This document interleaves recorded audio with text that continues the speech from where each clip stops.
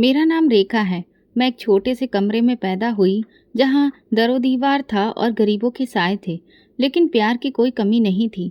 मेरे पापा एक प्राइवेट स्कूल में मामूली कर्मचारी थे और माँ लोगों के कपड़े सिलकर हमारी ज़रूरतें पूरी करती थी। छोटे से घर में हम 3 लोग रहते थे और हम तीनों की दुनिया आज भी एक दूसरे के आसपास घूमती थी। माँ अक्सर सिलाई करते हुए कहती, रेखा बेटा, तुम हमें वो दिन ज़रूर दिखाओगी जब तुम्हें देखकर लोग कहेंगे, ये एक मेहनती माँ बाप की बेटी है। मैं हर बार सिर हिला देती, लेकिन दिल में उनकी बात की गूंज देर तक रहती। पापा का चेहरा हर शाम थका हारा हुआ होता, लेकिन जब वो मेरा रिपोर्ट कार्ड देखते तो आंखों में चमक आ जाती। मेरी बेटी एक दिन बड़ी अफसर बनेगी, देख लेना, वो गर्व से कहते, और मैं खामोशी से दिल ही दिल में वादा करती कि उनका सपना अधूरा नहीं रहना चाहिए। हम में से किसी ने भी कभी शिकायत नहीं की। फाके के दिन देखे और पतझड़ के मौसम के थपेड़े भी खाए, लेकिन हार नहीं मानी। पापा हमेशा कहते, गरीब वही है जो हार मान ले, जो लड़े वही राजा है। मैं हर एग्ज़ाम में अच्छे नंबर लाती। स्कूल से कॉलेज फिर यूनिवर्सिटी तक रास्ता कठिन जरूर था, लेकिन मैं जानती थी कि अगर मैं हार गई तो मेरे माँ बाप की सारी मेहनत बर्बाद हो जाएगी। और वो दिन आ गया जिसका हमें बरसों से इंतजार था।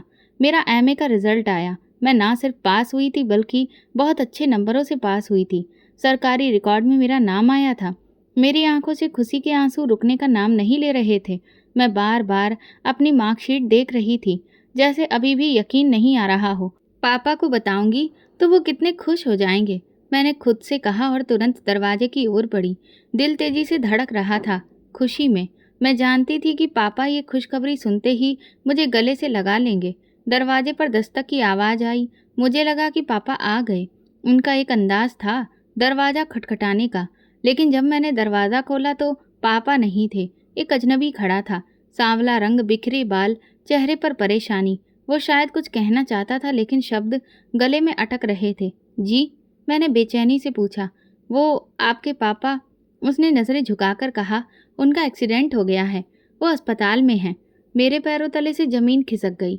मैं कुछ पल बस उसे देखती रही, जैसे वो झूठ बोल रहा हो, जैसे अभी कहेगा मैं तो मजाक कर रहा हूँ। वो बाहर ही खड़े हैं, लेकिन ऐसा कुछ नहीं हुआ। उसकी नज़रें सच बोल रही थीं। क्या? कहाँ?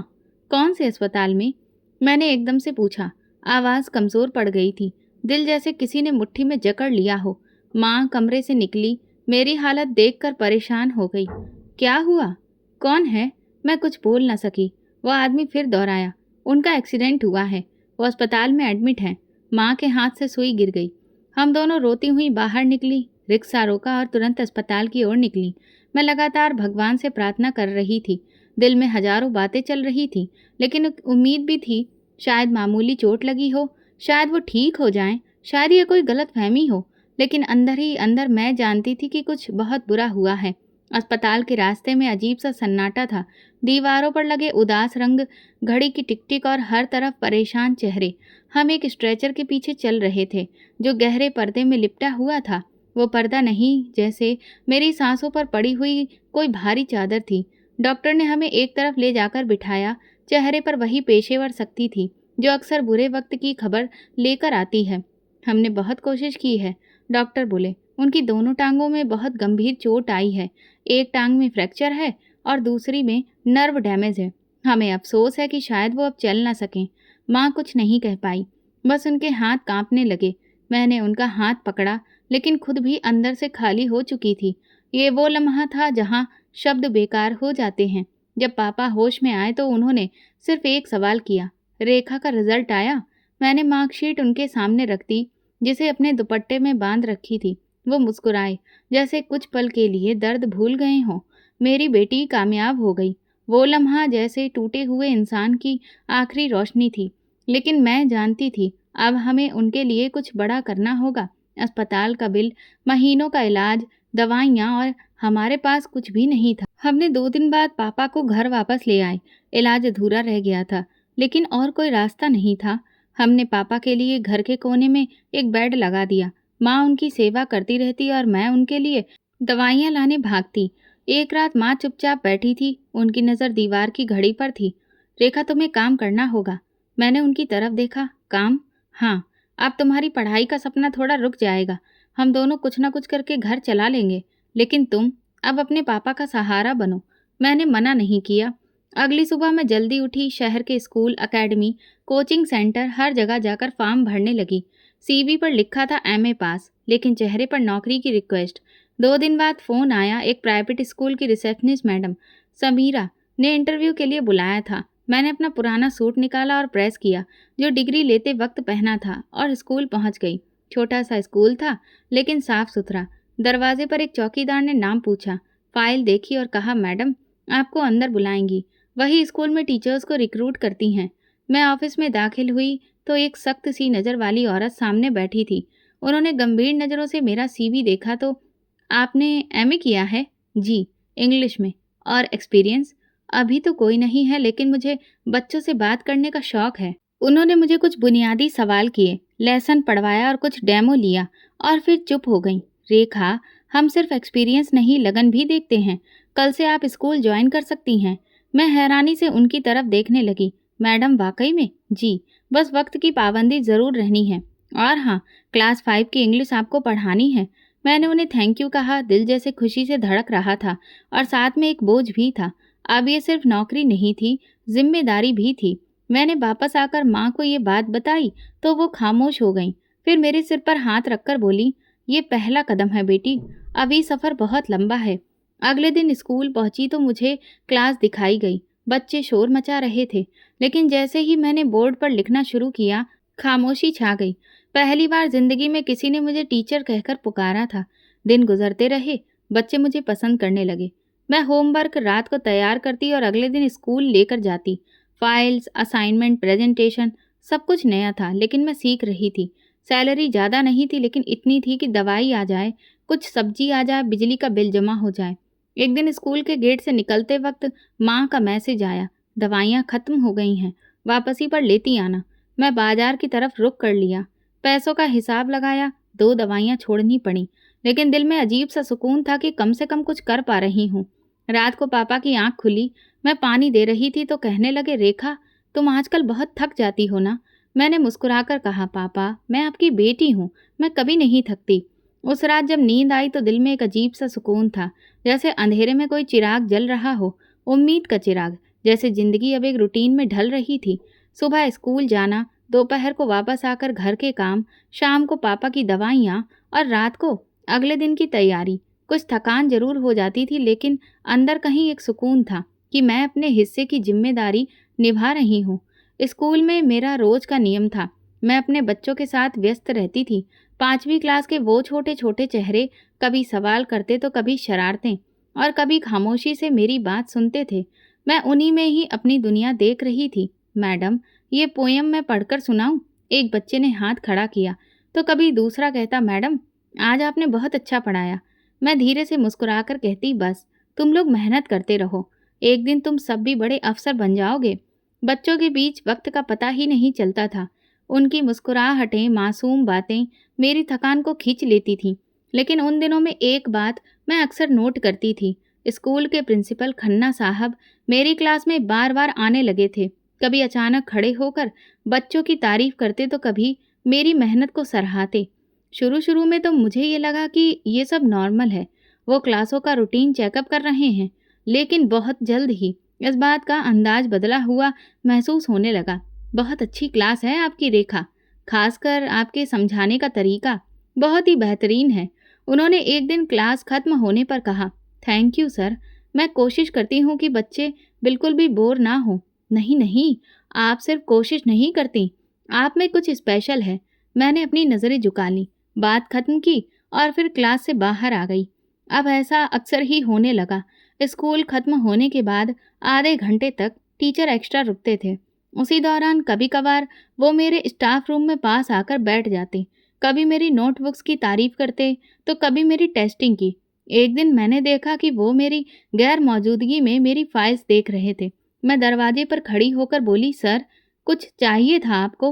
वो चौंक गए, फिर मुस्कुराकर बोले, नहीं बस आपके लेसन प्लान्स देख रहा था, आपने बहुत बेहतरीन काम किया है।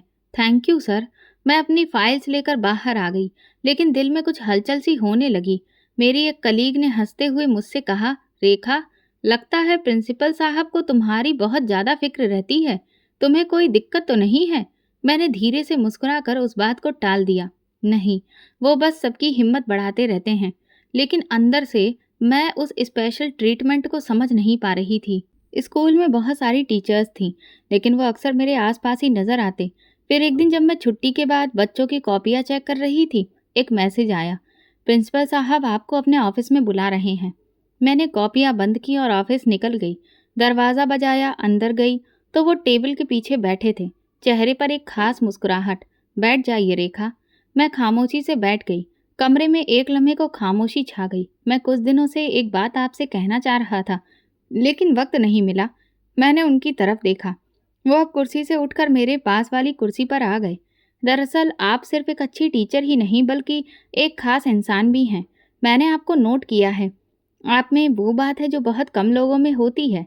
मैं खामोश रही, बस नज़रें उनके चेहरे पर जमा दी। उनके अंदाज में एक अजीब सी बात थी। मैं आपको पसंद करता हूँ रेखा। ये सुनते ही मेरे पूरे शरीर में जैसे सन्नाटा पसर गया। मैंने नज़रें झुका ली, शब्द जैसे बंद हो गए। मैं जानता हूँ आपको ये बात ठीक नहीं लगेगी, लेकिन ये मेरे दिल का एहसास था। मैंने धीरे से बहुत ही साफ शब्दों में कहा, सर मैं सिर्फ एक टीचर हूँ यहाँ, और मेरी ज़िंदगी में इस वक्त और कुछ भी सोचने की कोई गुंजाइश नहीं है। वो धीरे से हंसे। अरे नहीं, मैं कोई ज़बरदस्ती नहीं कर रहा, मैं तो बस दिल की बात बता रहा हूँ। लेकिन मुझे वो हंसी कुछ और ही लगी, जैसे वो दिल की बात नहीं एक एग्ज़ाम ले रहे हों। मैं कुर्सी से तुरंत उठ गई। मुझे जाना है सर, मेरे पापा की दवा का वक्त हो गया है। वो कुछ बोलने लगे, लेकिन मैं बिना सुने बाहर निकल आई। उसी दिन पहली बार मुझे वो स्कूल जहाँ मैंने नई जिंदगी की शुरुआत की थी अजनबी लगने लगा, जैसे किसी ने मेरे सुकून में खलल डाल दी हो।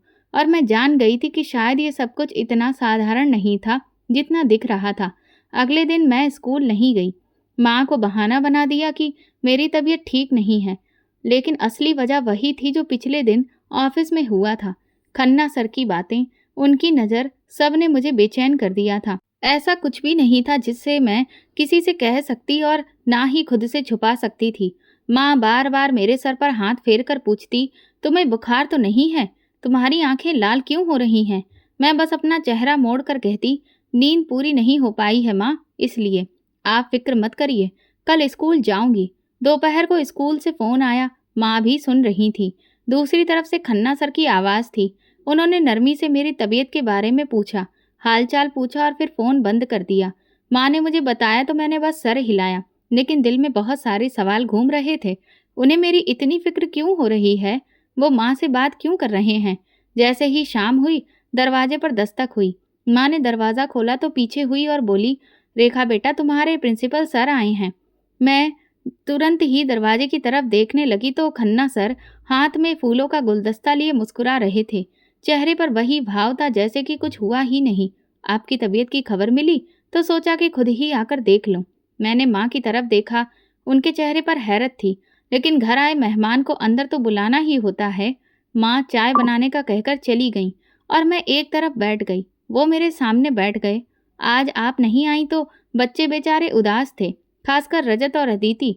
बार बार पूछ रहे थे कि मैम कहाँ हैं। मैंने धीरे से कहा, बस वो मेरी तबीयत थोड़ी ठीक नहीं थी। आपको काम के साथ अपना ख्याल भी रखना चाहिए। फिर वो पापा की तरफ देखकर बोले, अंकल, उम्मीद है आप जल्दी ठीक हो जाएंगे। पापा ने कमज़ोर सी आवाज़ में कहा, बस प्रार्थना करना बेटा, ये वक्त भी गुजर जाएगा। थोड़ी देर बैठने के बाद वो चले गए। जाते वक्त फिर मेरे चेहरे की तरफ देखकर बोले, तो सुबह स्कूल आएंगी ना आप? मैं आपको पिक कर लूँगा, इसी रास्ते से आता हूँ। मैंने हिचकिचाकर कहा, नहीं थैंक यू, मैं खुद ही आ जाऊँगी। अरे कोई बात नहीं है, आप जिद मत करिए, मैं आ जाऊँगा। उन्होंने माँ से इजाज़त ली और फिर चले गए। उनके जाने के बाद माँ ने हैरत से कहा, कितने अच्छे इंसान हैं। दुनिया में अभी भी कुछ लोग इंसानियत निभाते हैं। मैं कुछ बोली नहीं। रात को नींद कम आ रही थी।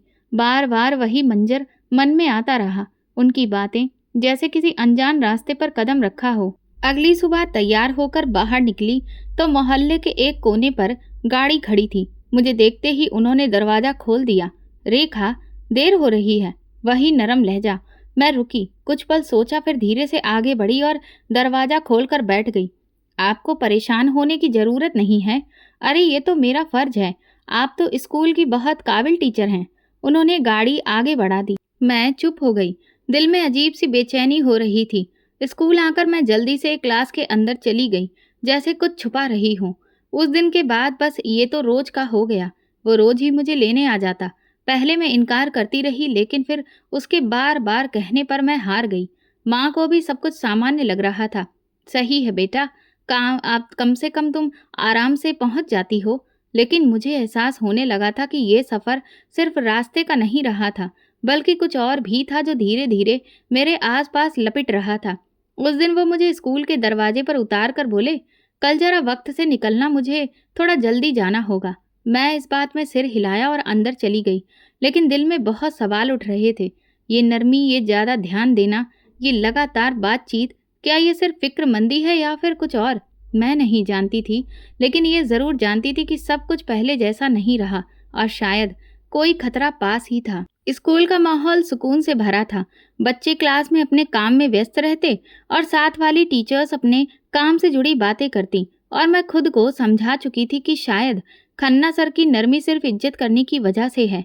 वो हर दूसरे दिन कोई किताब लाकर देते, तो कभी किसी सर्टिफिकेट की फाइल मेरे हाथ में पकड़ा देते, और कभी स्टाफ मीटिंग में सबके सामने मेरे काम की तारीफ करते। आप जितनी मेहनती टीचर की बहुत ज़रूरत है हमें, आप पर गर्व है। और मैं हल्के से मुस्कुरा देती थी। अब स्कूल में साथ काम करने वाली टीचर्स भी इस रिश्ते को साधारण मानने लगी थी। एक दिन मैंने ध्यान दिया कि स्टाफ रूम में मेरी कुर्सी के पास वाली सीट खाली कर दी गई थी, जैसे वहां किसी और के बैठने की जगह बनाई जा रही हो। लंच के टाइम पर वो आते और चाय का कप भी लाते। कभी स्कूल की किसी पुरानी फाइल के बहाने मुझे अपने ऑफिस में बुलाते। मैंने कहा, सर इस हफ्ते बच्चों का असेसमेंट लेना है, उस बारे में भी बात कर लेते हैं। हाँ हाँ बिल्कुल, लेकिन कभी सिर्फ अपने बारे में भी बात किया करो, तुम खुद भी बहुत खास हो। इन बातों का दायरा बढ़ रहा था और मैं एक अनजान हद पर खड़ी थी। फिर वो दिन आया जिसने सब कुछ बदल दिया। सैटरडे का दिन था। स्कूल में उस दिन लगभग आधी छुट्टी हो जाती थी। बच्चे जल्दी निकल गए और ज़्यादातर स्टाफ भी जा चुका था। मैं अपनी कॉपियाँ बैग में रख रही थी जब चपरासी आया। मैडम, आपको प्रिंसिपल सर ने बुलाया है, कुछ फाइलों पर साइन करानी है। मैं ऑफिस की तरफ गई। दरवाज़ा धीरे से खुला था। अंदर गई तो वो टेबल के पीछे नहीं, सोफे पर बैठे थे। आओ रेखा, बैठो। सर, कोई फाइल थी? हाँ हाँ, लेकिन पहले बैठो तो सही। तुम बहुत थकी हुई लग रही हो।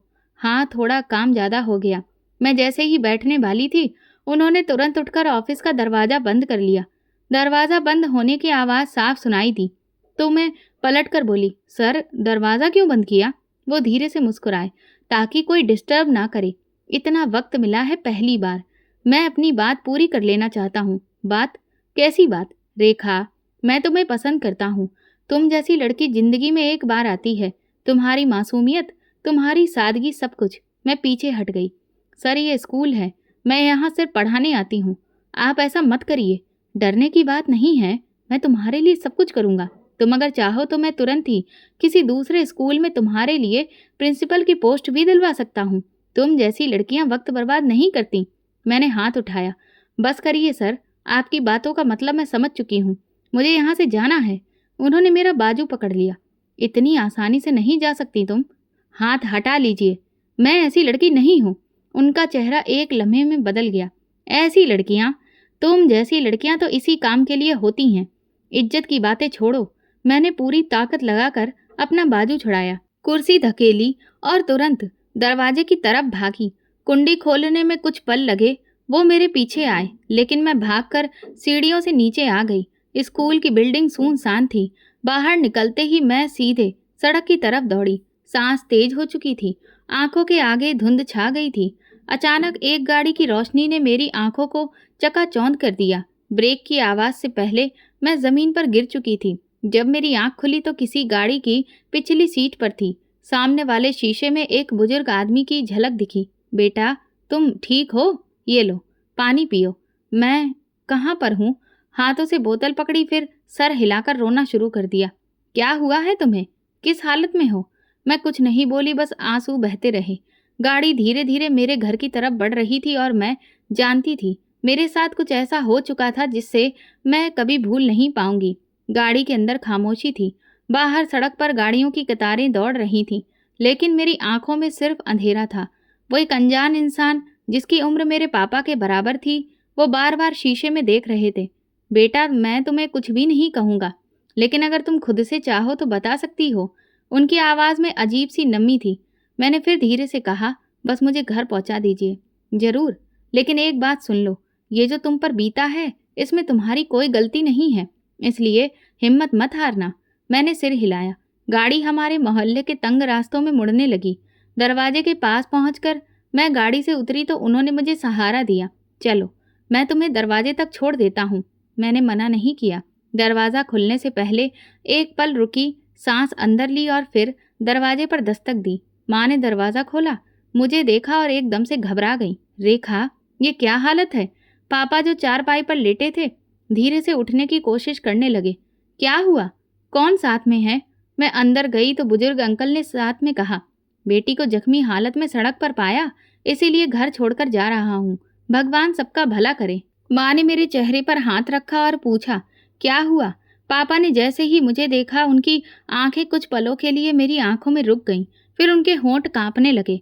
वो ताकत लगाकर उठने की कोशिश कर रहे थे, लेकिन उनका शरीर साथ नहीं दे रहा था। और फिर अगले ही पल उनके मुंह से जोरदार कराहने की आवाज़ निकली। माँ चिल्लाने लगी, रेखा, बाहर से जल्दी किसी को बुलाओ। मैं बाहर दौड़ी। पास के घर से रमेश अंकल जल्दी से दौड़ कर आए। उन्होंने रिक्शा बुलवाया, पापा को उठाकर बाहर लेकर आए। मैं और माँ दोनों ही रो रहे थे, भगवान से प्रार्थना कर रहे थे। कुछ समझ नहीं आ रहा था। अस्पताल के इमरजेंसी वार्ड में पापा को एडमिट करने के बाद डॉक्टर ने कुछ देर बाद कहा कि हमें बहुत अफसोस है, लेकिन दिल का दौरा जानलेवा साबित हुआ। मैं ज़मीन पर बैठ गई और बस दीवार का सहारा लेकर खड़ी रही। आंखें सूख चुकी थीं, जैसे रोना भी भूल चुकी थीं। पापा, वो इंसान जिसने मेरी पूरी जिंदगी मेरे लिए कुछ न कुछ बचा कर रखा, आज खुद हमेशा के लिए ख़त्म हो चुके थे। एक खामोशी थी जो मेरे अंदर जम गई थी। 3 दिन तक घर में दुख का माहौल रहा। मोहल्ले वालों ने पापा की अंतिम विदाई में मदद की, लेकिन जैसे ही चौथा दिन आया तो मकान मालिक आ गया। उसके हाथ में कागज़ था और बात करने के तरीके में वही पुरानी कठोरता। देखिए आंटी जी, आप जानती हैं कि आपके स्वर्गीय पति के इलाज के वक्त भी मैंने किराया माफ़ कर दिया था, लेकिन अब ये घर तो मुझे खाली करवाना होगा। माँ रोकर बोली, हम कहाँ जाएंगे? अभी तो हमें संभलना भी ठीक से नहीं आया है। मुझे बहुत अफसोस है, लेकिन मेरी अपनी मजबूरियाँ हैं। 2 दिन का वक्त देता हूँ, फिर आकर खुद देखूंगा। वो ये कहकर चला गया, लेकिन उसके शब्द हमारे कानों में गूंजते रहे। हम दोनों खामोश थे। घर जो कभी हमारा सहारा था, अब वो भी हमें अपने सहारे से निकाल रहा था। अगली सुबह माँ ने मुझसे कहा, किसी से मदद मांगनी पड़ेगी, लेकिन मन कसक उठा। वो चुप हो गई, फिर बोली, वो बुजुर्ग जो तुम्हें घर छोड़कर गए थे, शायद भगवान ने उन्हें हमारी मदद के लिए ही भेजा हो।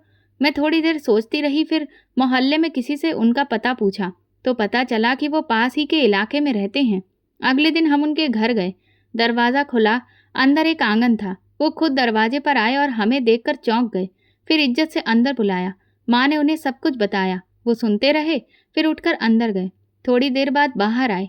आप लोग मेरे घर में नहीं रह सकेंगे, मेरी पत्नी नहीं मानेगी। माँ का चेहरा उतर गया। लेकिन सर्वेंट क्वार्टर खाली है, अगर कुछ वक्त की जगह चाहिए तो आप लोग वहाँ रह लीजिए और घर के छोटे मोटे काम संभाल लीजिए। माँ ने उनके पैरों को हाथ लगाना चाहा, लेकिन उन्होंने रोक दिया। ये वक्त इंसानियत का है, एहसान दिखाने का नहीं। हमने उनका वो ऑफर अपना लिया।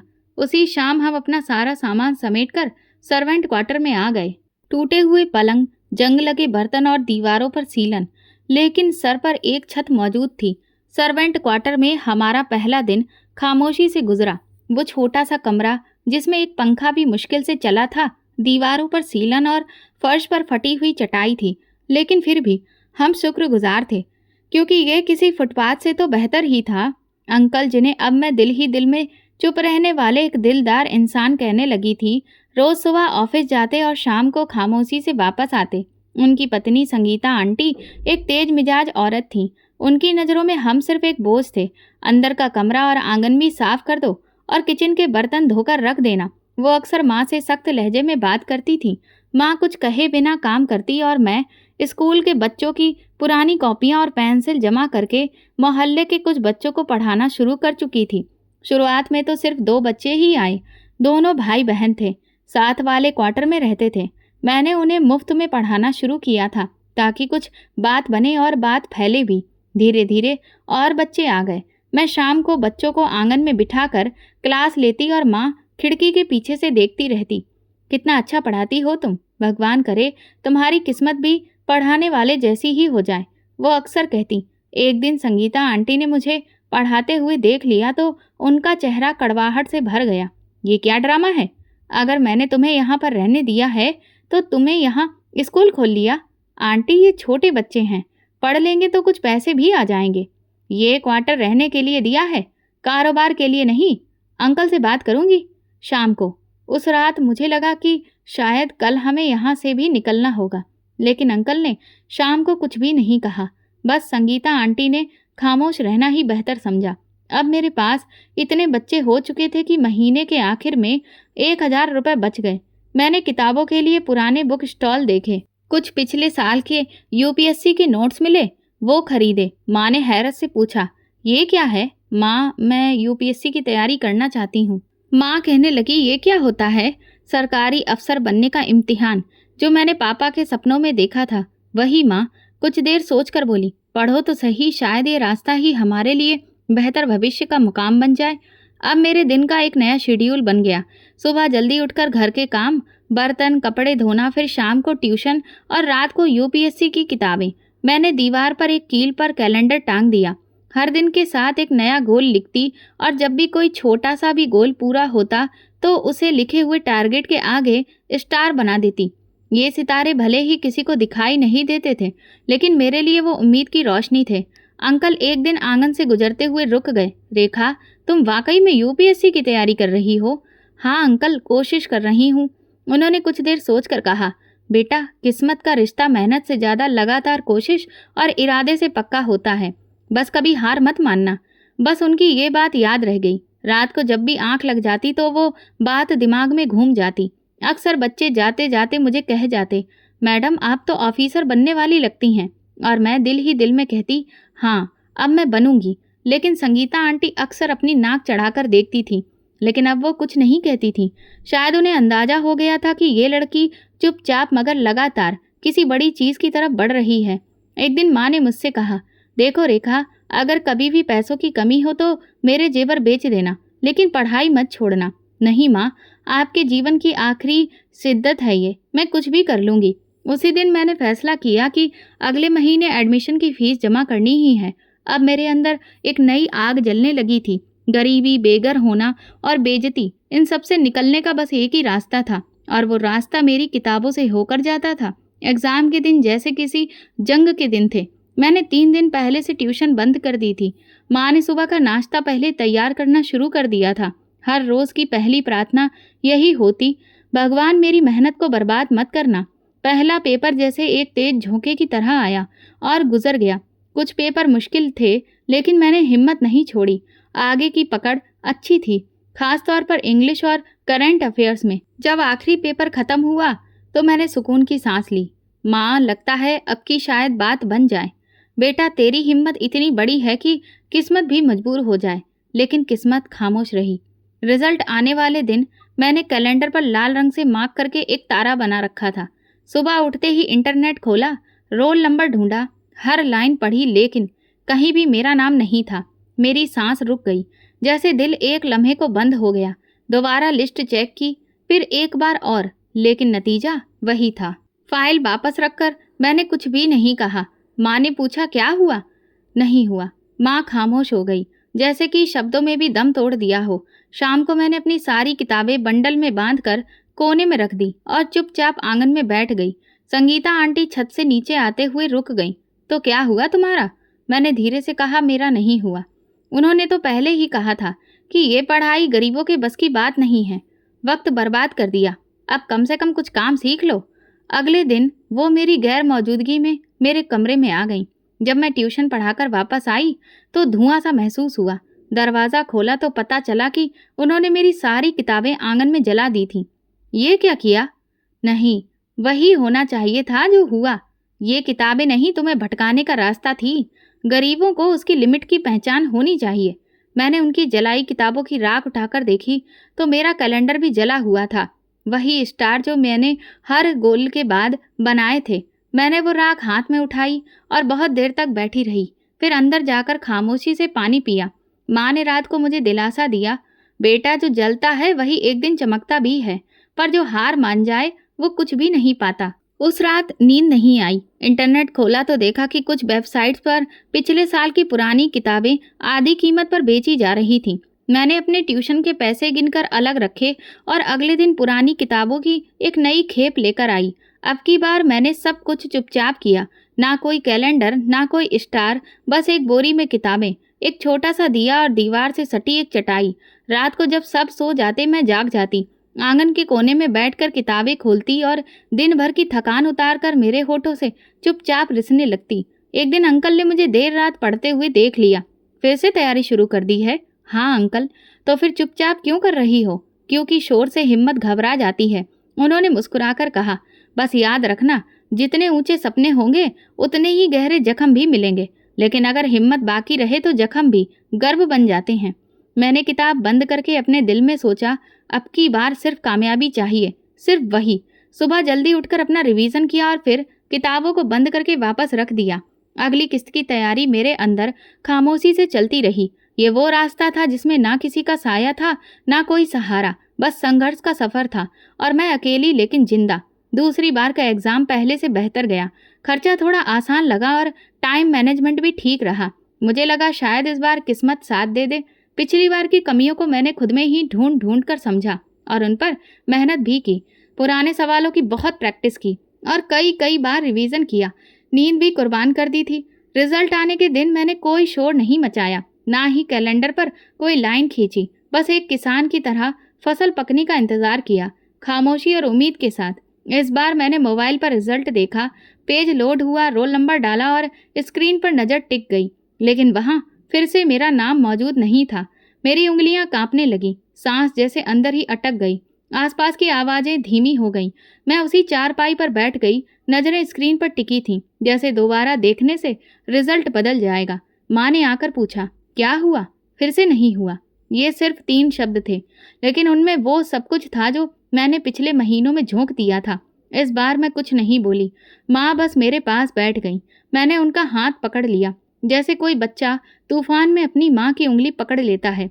अगले दिन संगीता आंटी आंगन में बैठकर बोली, वैसे मैं तो पहले ही कह रही थी, ये सब बेकार की बातें हैं, अब तो कम से कम कुछ अच्छा सीख लो। मैं चुप रही, लेकिन अगला वार ज़्यादा सख्त था। 1 हफ्ते बाद मेरे पढ़ाए हुए बच्चों के माँ बाप आने लगे। कोई बहाना, कोई व्यस्तता, कहीं दूसरी जगह एडमिशन। एक एक करके सारे बच्चे हटने लगे। मैंने एक बच्चे की माँ से फिर पूछा, क्या कोई शिकायत हुई थी? नहीं, असल में संगीता आंटी ने कहा कि अब आप पढ़ाने की हैसियत में नहीं हैं। ये बात सीधे मेरे दिल में उतर गई। अब मैं खाली आंगन में बैठी थी और मेरी किताबें एक बार फिर बोरी में बंद पड़ी थीं। उस रात मैंने दिया नहीं जलाया। मैं माँ के सामने बैठ गई और धीरे से कहा, माँ, अब बहुत कर लिया, अब मुझसे नहीं होगा। उन्होंने कुछ कहना चाहा, लेकिन मैंने उनका हाथ रोक दिया। अब की बार हिम्मत नहीं बची है। अब कोई सिलाई सीख लेती हूँ या किसी फैक्ट्री में काम कर लेती हूँ। किताबों से अब मेरा कोई वास्ता नहीं रहा। माँ ने धीरे से कमरे में रखे एक पुराने ट्रंक से कुछ निकाला, एक छोटा सा बॉक्स। जब उसे खोलकर सामने रखा तो अंदर पापा की वो अंगूठी थी जो वे हमेशा पहनते थे। साधारण चांदी की अंगूठी जिस पर सालों की झुर्रियाँ पड़ चुकी थीं। ये तुम्हारे पापा की आखिरी निशानी है।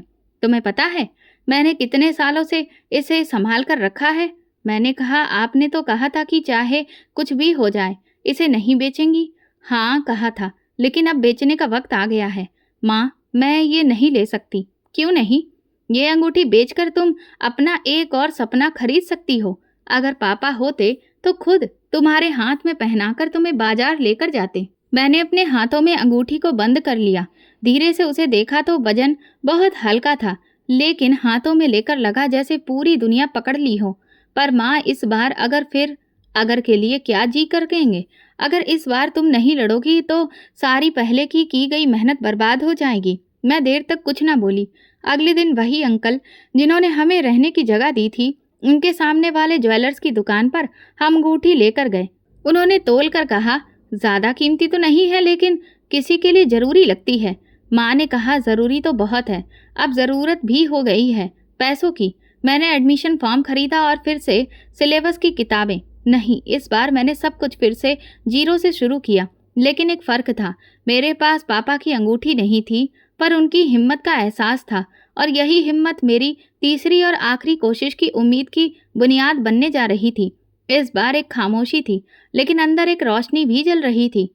ना किसी को बताया, ना कैलेंडर तैयार किया, पर हर एक दिन को एग्ज़ाम की सीढ़ी समझा और धीरे-धीरे चढ़ती गई। सुबह को काम, शाम को पढ़ना और रात का आखिरी पहर सिर्फ मेरे और मेरी किताबों के लिए था। अंकल कभी-कभार पूछ लेते थे, "कब है तुम्हारा एग्ज़ाम?" तो मैं बस इतना बोलती, "जल्दी ही है। आप मेरे लिए भगवान से प्रार्थना करिए।" संगीता आंटी अब कुछ भी नहीं कहती थीं। उनकी आंखों में अभी भी नरमी नहीं आई थी, लेकिन खामोशी किसी हारे हुए इंसान की पहचान बन चुकी थी। एग्ज़ाम का दिन आया तो मैंने माँ के पुराने दुपट्टे को प्रेस किया और पुराने जूते पॉलिश किए। बोरी से निकली हुई फाइलें लेकर हाथ में निकल गई। बाहर जाते वक्त माँ ने सिर्फ एक बात कही, "पिछली बार अंगूठी दी थी, इस बार दुआ दे रही हूँ, बाकी अब भगवान जो करे।" पहला पेपर ठीक हुआ, दूसरा बेहतर, और जब आखिरी पेपर के बाद मैं बाहर निकली तो अंदर एक अजीब सा सुकून था। ना कुछ खास हुआ और ना कुछ बिगड़ा। महीने गुजरे, सब्र का पल्लू पकड़कर मैं दोबारा बच्चों को पढ़ाने लगी, किताबों को दोबारा बोरी में रख दिया, लेकिन इस बार उम्मीद को दिल से नहीं निकाला था। रिजल्ट ऑनलाइन आया। रात के 1 बजे मोहल्ले का एक लड़का जो पास वाले कैफे में काम करता था, दौड़ता हुआ आया, "दीदी, आपका नाम लिस्ट में है, नंबर 40।" मैं कांपते हुए हाथों से मोबाइल पकड़ा, स्क्रीन पर रोल नंबर डाला और वहां लिखा था मेरा नाम, रोल नंबर और सामने एक शब्द, पास। कुछ देर में आंखों के आगे सब कुछ धुंधला सा गया। मैं जमीन पर बैठ गई, मोबाइल हाथ में था, दिल जैसे जोर जोर से धड़क रहा था। माँ पास बैठी थी, मेरी हालत देखकर घबरा गई। "रेखा, क्या हुआ है?" मैंने धीरे से मोबाइल उनकी तरफ बढ़ाया। उन्होंने मोबाइल देखा और खामोशी से वो भी बैठ गईं। फिर वही जमीन हम दोनों के हिस्से में जैसे खुशी का सहारा बन गई। "भगवान तेरा शुक्र है जो तूने ये सहारा दिया।" माँ की आंखों से आंसू नहीं बल्कि प्रार्थनाएं बह रही थीं। अगले हफ्ते एक लेटर आया, सरकार की तरफ से पोस्टिंग का नोटिफिकेशन था। Rekha Sharma, assistant commissioner. सरकारी घर का एड्रेस था और साथ में एक छोटी सी चाबी भी।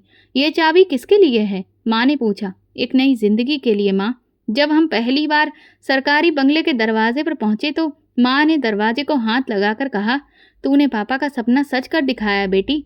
अंदर दाखिल होकर जैसे हर कमरा एक कहानी सुना रहा था। एक वक्त था कि सीलन से भरी हुई दीवारों के बीच पड़ रही थी। आज दीवारों पर सफेद रंग और खिड़कियों से धूप अंदर आ रही थी। गाड़ी दरवाजे के सामने खड़ी थी, छोटे से सरकारी झंडे के साथ।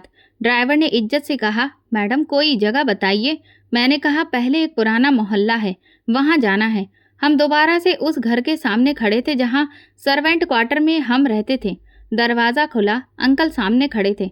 वो चौंक गए। संगीता आंटी भी बाहर आईं। उनकी आंखें मेरी गाड़ी पर गईं, फिर मुझ पर। कुछ लम्हों के लिए वक्त जैसे रुक गया। "रेखा, ये सब तुमने कर लिया?" संगीता आंटी की आवाज़ दबी दबी सी थी। मैंने मुस्कुराकर कहा, "हाँ संगीता आंटी, भगवान ने कर दिया है।" उन्होंने मेरी तरफ बढ़कर कहा, "मैंने तुम्हें रोकने की पूरी कोशिश की थी, मुझे माफ़ कर दो।" "माफ़ तो कब का कर चुकी थी आंटी। आपने मुझे छत दी थी और वही मेरे लिए काफ़ी थी।" अंकल ने आगे बढ़कर मेरा हाथ पकड़ा। "मुझे तुम पर गर्व है बेटी।" उसी दिन माँ ने उन सबको नए घर में बुलाया, मोहल्ले की औरतों के लिए भी खाना बनाया। संगीता आंटी भी आईं और एक कोने में बैठी रहीं। जब मैंने उन्हें खाने के बाद कहा, "चाय पिएंगी आंटी?" तो उनकी आंखें भर आईं। आज मुझे लगा कि जिससे मैं मिट्टी समझ रही थी, वही तो मेरा आईना थी। शाम को जब सब लोग चले गए तो माँ मेरे कमरे में आईं। मैं अभी भी अपनी पोस्टिंग लेटर को देख रही थी। "बेटी, तुझे किसी और का नहीं बल्कि बस भगवान का आशीर्वाद चाहिए।" मैंने हंसकर कहा, "माँ, अब बस आप प्रार्थना करिए कि मैं उन लोगों के लिए कुछ कर सकूं जिनकी प्रार्थनाओं ने मुझे यहाँ तक पहुँचाया है।"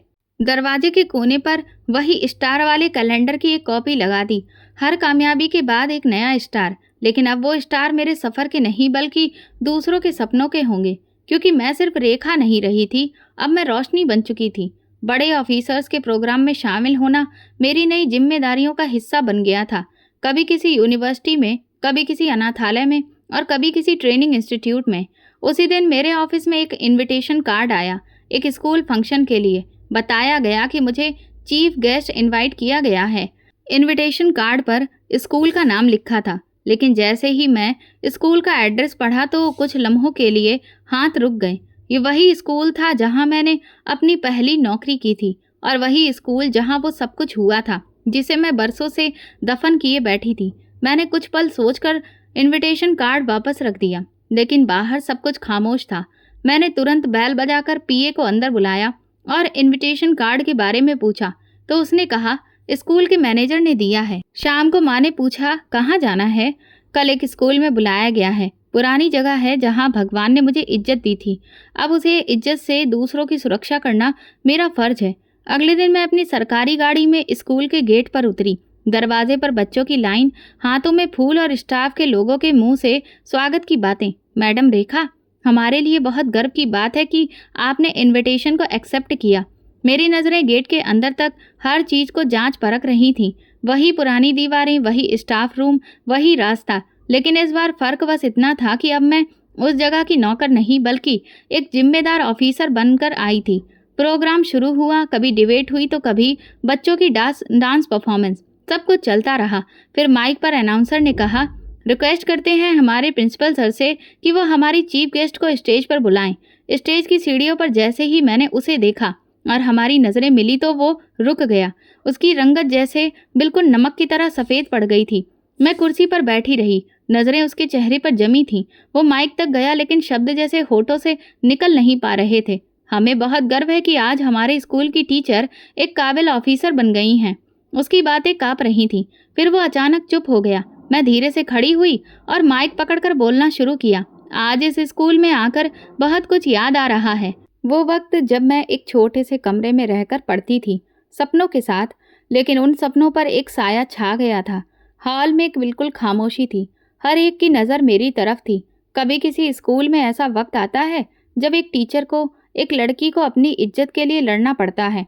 उसे जैसे इसका रखवाला होना चाहिए था। खन्ना के माथे पर पसीना आने लगा। उसने नज़रें चुराईं। कुछ साल पहले इसी स्कूल में प्रिंसिपल ने एक टीचर की इज्जत पर हाथ डालने की कोशिश की थी। वो लड़की भाग निकली, लेकिन वो जख्म उसके साथ रह गया। लोगों की भीड़ में कानाफूसी शुरू हो गई। स्टाफ के मेंबर एक दूसरे की तरफ देखने लगे। आज वही लड़की इसी स्कूल में वापस आई है, लेकिन वो खामोश नहीं है, इंसाफ के साथ आई है। मैंने सिक्योरिटी को इशारा किया। बाहर खड़े पुलिस वाले अंदर दाखिल हुए। खन्ना को हिरासत में लिया जाए और पूरे स्कूल की तलाशी ली जाए। एक शोर उठने लगा। खन्ना पीछे की तरफ बढ़ा, लेकिन पुलिस वालों ने उसे पकड़ लिया। ये क्या हो रहा है? वो चिल्लाया।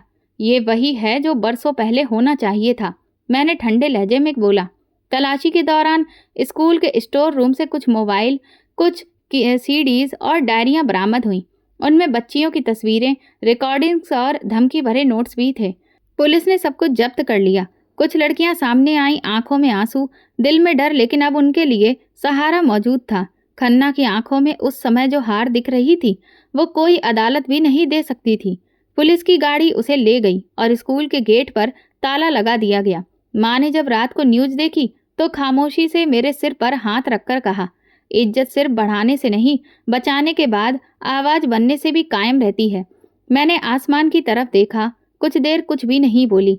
फिर दिल में कहा, पापा, आज एक और जंग जीत ली है, लेकिन असली जीत तब हुई जब एक लड़की जो कभी दुपट्टे में लिपटी खामोश थी, आज इंसाफ की जुबान बन गई थी। खन्ना को गिरफ्तार हुए 6 महीने हो चुके थे। अदालती कार्रवाई तेजी से पूरी हुई। गवाहों के बयान, मौके पर मौजूद सबूत और लड़कियों की गवाही ने केस को और मजबूत बना दिया था और फिर उसे मुजरिम करार दे दिया गया। सजा 10 साल कैद बामुशक्कत। कई लोग हैरान थे कि इतना ताकतवर प्रिंसिपल जो बरसों से स्कूल पर कब्जा जमाए बैठा था, आखिर पकड़ा कैसे गया। और जिन्हें हैरत नहीं थी वे खामोश थे, क्योंकि वे जानते थे कि आवाज़ तो थी, लेकिन किसी ने सुनी नहीं थी। मीडिया ने खबर को खूब उठाया। फलाना प्रिंसिपल घोटाले में सजा याफ्ता, एक लड़की की हिम्मत ने कई बच्चियों की जिंदगी बचाई। ये सुर्खियां कुछ दिन खबरों की शान में 4 चांद लगाती रहीं, लेकिन फिर खबरें बदल गईं। पर मेरे लिए खबर बदली नहीं, पूरी हुई थी। जेल में खन्ना ने कुछ दिन गुजारे। फिर एक दिन खबर आई कि उसे अचानक स्ट्रोक पड़ा। पैरालिसिस ने उसके शरीर का आधा हिस्सा बेकार कर दिया। अब वो न बोल सकता था न चल सकता था। अस्पताल के एक वार्ड में एक कोने में पड़ा रहता, नज़र छत पर, होंठ बंद। मैंने ये सुना तो बस एक बात कही, ये कानून की सज़ा नहीं, वक्त का इंसाफ है। मेरी जिंदगी में अब शांति आ चुकी थी। नए गोल, नए केस, जनता की सेवा और मेरी माँ जो मेरे ऑफिस के कमरे में साथ बैठकर सिलाई करती थी। ये टेबल, ये कुर्सी कभी सपना लगती थी, लेकिन अब तो सच्चाई है। माँ अक्सर कहती, मैंने कभी सोचा नहीं था कि मेरी बेटी इस कुर्सी तक पहुंचेगी। मैं उनसे एक बार कहा, माँ, सपने हकीकत बन जाएं तो दिल और ज़्यादा काम करने के लिए चाहता है। कई बार लड़कियां जिन्हें कोई परेशान कर रहा होता था, शिकायत लेकर आती। मैं थोड़ा सा उन्हें पर्सनल तौर पर देखती और मुझे उनमें अपना पुराना अक्स दिखाई देता। वो कहती, रेखा मैडम, आपसे मिलकर हमें हिम्मत मिली। आपने जो किया वो हर लड़की के लिए एक नया रास्ता है। मैं सिर्फ इतना कहती, हिम्मत कभी खामोश नहीं होनी चाहिए, बस यही काफ़ी है। एक दिन स्कूल से वापसी पर एक छोटी बच्ची ने मेरे पास आकर पूछा, मैडम आपके पापा क्या करते थे? मैं कुछ देर चुप रही, फिर मुस्कुराकर कहा, वो सपना देखा करते थे। एक हफ्ते बाद मुझे नेशनल एजुकेशन से जुड़े एक प्रोग्राम में बुलाया गया। वही प्रोग्राम जहां देश भर के ऑफिसर, साथी और बड़े बड़े ज्ञानी लोग मौजूद थे। स्टेज पर मेरा नाम पुकारा गया। जब मैं माइक के सामने खड़ी हुई तो नज़र भीड़ पर गई। कई चेहरे अजनबी, कुछ जाने पहचाने, लेकिन एक एहसास सभी में था, बदलाव की उम्मीद। मैंने बोलना शुरू किया, मुझे बचपन में कहा गया था कि तुम गरीब हो, तुम्हारे लिए किताबें नहीं सिर्फ काम है। जब मैं बड़ी हुई तो कहा गया कि तुम एक लड़की हो, तुम्हारे लिए पढ़ाई नहीं, इज्जत छुपाने की जगह होनी चाहिए। फिर कहा गया कि तुम कौन होती हो। हॉल में पूरी तरह से खामोशी छा गई थी, लेकिन मैंने ये सुना और फिर दिल में एक फैसला किया कि मैं बनूंगी वो आवाज़ जो सुनी जाए, वो रोशनी जो अंधेरे को काट दे, वो अधिकार जो झिझके नहीं सवाल बन जाए। पूरा हॉल तालियों से गूंज उठा। मैंने बात खत्म की और स्टेज से नीचे उतरते हुए दिल में एक सुकून महसूस किया। रात को घर आई तो माँ दरवाजे पर मेरा इंतजार कर रही थी। वहाँ सब कैसा था? सब ठीक था माँ। एक और बात सुनी है, लोग कहने लगे हैं कि लड़कियां अब रेखा बनना चाहती हैं। माँ ने मेरा माथा चूमा, तू बस हमेशा ऐसी ही रहना। कमजोरी की आवाज़ बना। उस रात मैंने अलमारी खोली और एक लिफाफा निकाला। उसमें पापा की पुरानी तस्वीर थी, वही तस्वीर जो हमने फ्रेम नहीं करवाई थी। मैंने तस्वीर के पास पापा की अंगूठी रखी, चांदी की एक चेन निकाली जो अभी हाल में ही मैंने बनवाई थी। पापा, आपको बताना था कि सपना पूरा हो गया है। फिर मैंने अलमारी बंद की और खिड़की से बाहर चमकते चांद को देखा। अब मैं खुद को पूरा कह सकती थी। मैं वही रेखा हूँ जिससे एक दिन कहा गया था कि तुम सिर्फ गरीब हो, लेकिन आज मैं इंसाफ हूँ, आवाज हूँ, ताकत हूँ। और ये कोई अंत नहीं था, बल्कि ये एक नई शुरुआत थी। जुल्म, गरीबी और गलत नीयत के खिलाफ खामोशी नहीं, हिम्मत और एहसास ही असली हथियार है। जो खुद पर भरोसा रखता है वो रास्तों का मोहताज नहीं होता, बल्कि वो खुद रास्ता बना देता है। तो दोस्तों, अगर आपको हमारी कहानी पसंद आई हो तो कमेंट करके ज़रूर बताएं। वीडियो को लाइक करें और ज़्यादा से ज़्यादा शेयर करें। अगर आप चैनल पर नए हैं तो सब्सक्राइब जरूर करें और नोटिफिकेशन बेल दबाएं ताकि अगली अपडेट सबसे पहले आपको मिले। धन्यवाद।